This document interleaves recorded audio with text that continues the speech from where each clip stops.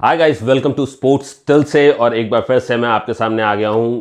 जैसा कि मैंने आपको बताया था कि इंडिया वर्सेस पाकिस्तान मैच के बाद हम ज़रूर मिलेंगे, और इसी मैच के साथ India versus Pakistan world cup में 15-1 के स्कोर से आगे हैं। और मैं तो चाहूँगा ये हमेशा ऐसे ही आगे बने रहे। 6 रन से इंडिया ने पाकिस्तान को हरा दिया है, वो भी एक न्यूट्रल वेन्यू पे। लास्ट टाइम जैसे इनके पास बहुत सारे बहाने थे कि यहां पर ये है, वहां पर वो है, पिच ऐसी बना रहे हैं, वैसी बना रहे हैं। इस बार कोई बहाना नहीं चला, और इस बार ये मैच पूरी तरीके से इंडियन बॉलर्स के नाम रहा।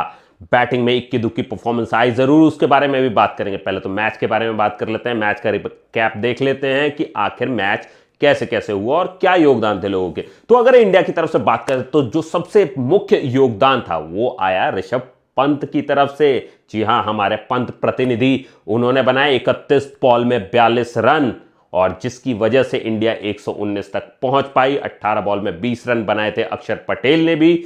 और आप समझ सकते हो कि 119 रन बनने का राज यही है कि ये दो सबसे बड़े कॉन्ट्रीब्यूशंस थे टीम में। तो आप इतना तो समझ ही गए होगा कि बाकी के सारे प्लेयर्स उतने नहीं चले और फ्लॉप रहे बैटिंग में, लेकिन इसका बदला लिया हमने बॉलिंग में इनसे। तो उनकी तरफ से जो अच्छी बॉलिंग हुई उसमें नसीम ने, हारिस ने 3-3 विकेट लिए, आमिर ने भी अच्छी बॉलिंग की। लेकिन जब पाकिस्तान बैटिंग पे आई तो उनकी तरफ से जो बेस्ट इनिंग खेली गई वो खेली रिजवान ने, जिसने 44 बॉल में 31 रन बनाए।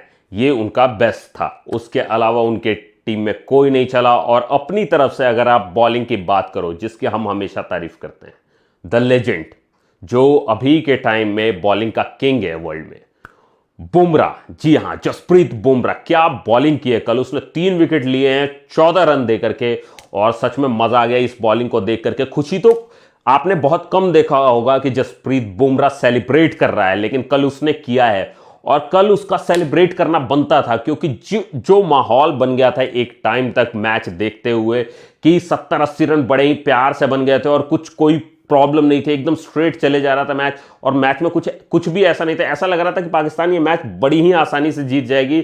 वॉकिंग इन पाक वाला सीन था एकदम पूरा। लेकिन उसके बीच में जो जसप्रीत बुमराह ने परफॉर्मेंस दी है, और दूसरे बॉलर्स ने भी उनका साथ दिया है, लेकिन जो मेन बैकबोन बन के आए हैं वो इंडियन बॉलिंग की। इतना मजा आया, ऐसी खुशी हो रही थी, सच बता रहा हूं प्रेम भाई, इतनी खुशी आज तक नहीं मिली जितनी इस मैच में मिली। भाई जसप्रीत बुमराह ने ये जो 14 रन देकर के 3 विकेट लिए ना, उसने साबित कर दिया कि भाई उसके आगे कहीं कोई कुछ नहीं चल रहा है। अर्शदीप ने भी अच्छा 1 विकेट लिया, और उसी तरीके से अक्षर और जड्डू ने भी अपना रन बचाया उनके ओवर में, वो सब सही था। लेकिन जसप्रीत बुमराह की बॉलिंग नेक्स्ट लेवल थी। सिराज ने भी अच्छी बॉलिंग डाली रन बचाने के मामले में। बॉलिंग डिपार्टमेंट अपना बहुत टाइट था, जिसकी वजह से ये मैच निकल गया, नहीं तो मैच पूरी तरीके से जा चुका था एक टाइम पे। अगर आप देखो 12-13 ओवर के बाद ये जो मैच पलटा है ना, सच में रेनी पिच पे, वो भी जो सेकंड इनिंग में जो बॉलिंग डाल रहा हो, उसके लिए ऐसी बॉलिंग डालना बहुत मुश्किल काम है, और वो करके दिखाया हमारे जसप्रीत बुमराह ने। तो बूम बूम बुमराह हो गया पूरे मैच में, मैन ऑफ द मैच भी वही थे। खैर, उनकी जगह अगर पंत को भी मिला होता तो मुझे इतना दुख नहीं होता, क्योंकि उसने भी अच्छा स्कोर किया था भाई। और सच बताऊं तो उसी के स्कोर के बदौलत हम लोग 119 तक पहुंच भी पाए, नहीं तो आप इसमें से सिर्फ 40 रन कम कर दो और सोचो फिर क्या होता। तो बैटिंग में और सबका तो कुछ नहीं कह सकते। चलो, अब ये तो हो गई तारीफ वाली बात। ये तो सच में तारीफ वाली बात हो गई कि हमने ये मैच जीत लिया जैसे तैसे करके। लेकिन उसके बावजूद अगर मैं कहूं कि इंडिया की परफॉर्मेंस बहुत ही ऑर्डिनरी थी इसमें, ठीक है। एट द एंड हम कह सकते हैं अंत भला तो सब भला। लेकिन अगर इंडियन बैटिंग लाइनअप के लिए मैं कहूं तो मैं कहूंगा पंत भला तो सब भला। पंत और बुमराह भले तो सब कुछ भला चंगा सी। तो भाई अगर इन दोनों को मैच से निकाल दो ना, तो मैच का पूरा पूरा समीकरण बिगड़ जाता। इस मैच ने एक बहुत अच्छा उदाहरण पेश किया है कि प्रेशर क्या हालत कर सकता है एक अच्छी खासी टीम की। इंडिया की टीम जो कि बैटिंग लाइनअप के मामले में वर्ल्ड में बेस्ट मानी जाती है, प्रेशर ने क्या हाल कर दिया कि न रोहित चला, न कोहली चला, न सूर्या चला, और हमारे ये जो ट्विंकल ट्विंकल लिटिल स्टार आए हैं न्यू शिवम दुबे, वो भी नहीं चले। तो जो हाल हो रखा है ना बैटिंग का, भाई जडेजा नहीं चला, हमारा मैच विनर जडेजा भी नहीं चला। तो इतनी बुरी हालत हो रखी थी ना कि सच बता रहा हूं कि सबसे सही तो यही लगा मुझे कि अक्षर पटेल को इन्होंने ऊपर भेज दिया भाई, वो मुझे बेस्ट डिसीजन लगा। एज कैप्टन अगर रोहित ने ये डिसीजन लिया है तो मुझे ये बहुत सही डिसीजन लगा, और उसका फायदा भी नहीं उठा पाए ये लोग। मतलब उसका फायदा तो तब होता ना कि भाई आपने एक नाइट वॉचमैन की तरीके से एक बंदा भेज दिया है अगर ऊपर, और उसका फायदा उठा पाओ, आपके बैट्समैन उसका फायदा उठा पाए कि बॉल थोड़ी आप उसने पुरानी कर दी और उसके बाद स्पिनर्स आने लगे तो आपके बाद के बैट्समैन आके मार जाए, तो वो भी नहीं हुआ इनसे। मैं तो कहता हूं अक्षर पटेल और अर्शदीप से ना इन्हें बैटिंग की ट्यूशन ले लेनी चाहिए, क्योंकि उन्हें पता है कम से कम कि प्रेशर में कैसे बैटिंग करते हैं। जो सीधे बल्ले से अक्षर पटेल ने खेला है, मैं कहता हूं भाई वो खेलने का तरीका था वहां पर, और वो यहां के बैट्समैन ने नहीं किया वैसा कुछ, लेकिन अक्षर पटेल ने वो करके दिखाया। और अक्षर पटेल आउट जरूर हो गया हिटिंग करने के चक्कर में भाई, लेकिन उसका आउट होना भी गलत नहीं था। वो स्टेप आउट करके बाहर आया, वो बोल्ड हुआ, चलो कोई बात नहीं, लेकिन जाने से पहले भी वो इतना करके गया है कि इनसे बेटर स्कोर था उसका। और अर्शदीप ने तो स्ट्राइक ही रोटेट नहीं की हार्दिक पांड्या के सामने, उसने क्लियरली, मतलब उसको भी उतना ही भरोसा था उसकी बैटिंग पे कि इन लोगों के सामने तो बैटिंग तुमने कर ली, उससे अच्छा कि मैं ही मार लूं, और उसने नेक्स्ट बॉल पे मार भी दिया बाउंड्री। तो वो चीज मुझे देख करके बड़ी सही लगी कि भाई चलो जिसको जैसा मौका मिल रहा है। खैर एट द एंड अगर टीम जीतती है तो सारी शिकायतें दूर हो जाती है, और इसमें हुआ भी वही। और प्रेशर ने इंडिया का क्या हाल किया वो तो आप इसी बात से समझ सकते हो कि इंडिया ने इतिहास रच दिया है। इंडिया की इस टीम ने वो इतिहास रच दिया कि पहली बार पाकिस्तान के सामने ये ऑल आउट हो गए। चाहे इक्के दुक्के ही मैच खेले जा रहे हैं, वहां इस मैच में भी आकर के ये ऑल आउट हो गए, और इन्होंने, और वो भी 119 रन पे। अगर ये कहते हैं मारते हुए ऑल आउट हो गया ना, तो फिर भी माना जा सकता था कि चलो कुछ तो कर रहे थे, लेकिन जिस हिसाब से ये ऑल आउट हुए हैं वो तो मतलब मैं तो तारीफ ही कर सकता हूं कि भाई दुनिया की बेस्ट बैटिंग लाइनअप कही जाने वाली टीम, और उसका ये हाल हो गया है।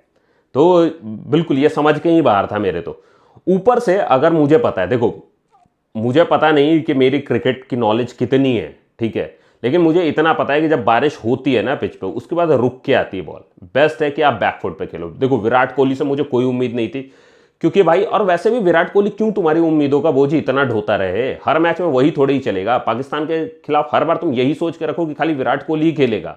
उसका भाई 50-50 था, भाई चला तो चला, नहीं तो जरूरी नहीं है कि हर बार वही चलेगा यार।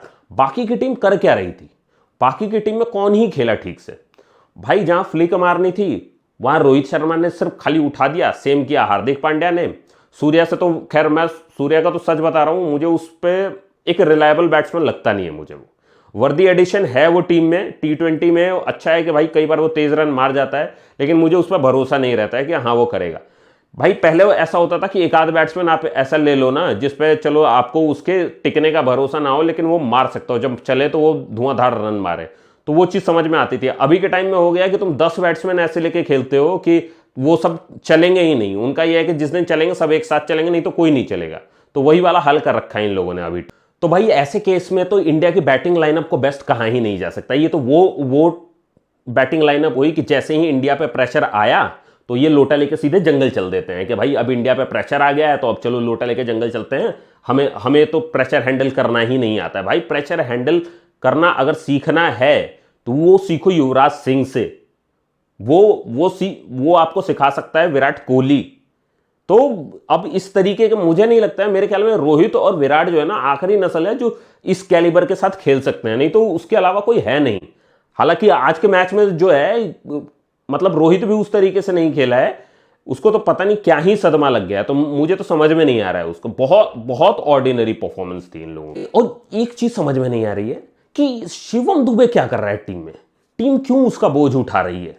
उसके वर्ल्ड कप सिलेक्शन की जो आग थी ना, उसने तो उसके फॉर्म को ही जला कर राख कर दिया है। तब से वो बंदा खेला ही नहीं है ठीक से, उसका समझ में ही नहीं वो कर क्या रहा है टीम में। भाई किस लिए लेके आए हो उसे, के सीक्रेट वेपन बना रहे हो कि अभी नहीं चलेगा सीधे लास्ट मैच में चलेगा, लास्ट मैच में ही खिला लेना यार उसको। क्यों जबरदस्ती उसका बोझ ढोए जा रहे हो, जब पता है कि आज वाला मैच इंपॉर्टेंट था तो क्यों उसको जबरदस्ती लेके आ गए थे। ये तो एकदम समझ के ही पड़े। लेकिन भाई एक चीज सही है कि शिवम दुबे को ना वो सरप्राइज नहीं होगा कि भाई मुझे क्यों निकाला टीम से। जैसे बाकी सब कहना है, रिंकू सिंह सोचता है कि भाई मैं तो इतना अच्छा फिनिशर था, मुझे क्यों निकाल दिया टीम से। वैसे शिवम दुबे ना सरप्राइज नहीं होगा, क्योंकि उसको पता है कि परफॉर्मेंस ही इतनी घटिया दी है मैंने, तो कम से कम ये वाला सरप्राइज फैक्टर तो उसके पास नहीं रहेगा। ऊपर से समझ में नहीं आ रहा इसका कॉन्फिडेंस क्या हो गया। भाई ना तुमसे बैटिंग नहीं हो रही है, समझ में आता है, भाई तुम्हारा कॉन्फिडेंस गिरा हुआ है, तुम कैच छोड़ रहे हो मैच में, मतलब यंगस्टर हो यार, सच बता रहा हूं, अभी के टाइम में ना लोग तारीफ करते हैं यंगस्टर्स की या जडेजा की। मुझे तो विराट कोहली की अभी जितनी अच्छी लग रही है ना फील्डिंग, उस बंदे का एफर्ट देखो, 101% दे रहा है वो फील्ड में, उसकी एज देखो। और तुम लोगों को देखो कि एज है अभी और उसके बावजूद तुमसे कैच नहीं पकड़ा जा, हाथ में आई हुई कैच छोड़ दे रहे हो। पता नहीं क्या हो जा रहा है तुम्हें। वहां तो सही है मौसम, यहां तो तुम कहते पसीना आ गया, ये आ गया, वो आ गया। वहां तुम्हारे हाथ में क्या आ गया था कि आई हुई बॉल छोड़ दी तुमने। अब थोड़ी बात कर लेते हैं बॉलिंग की भी।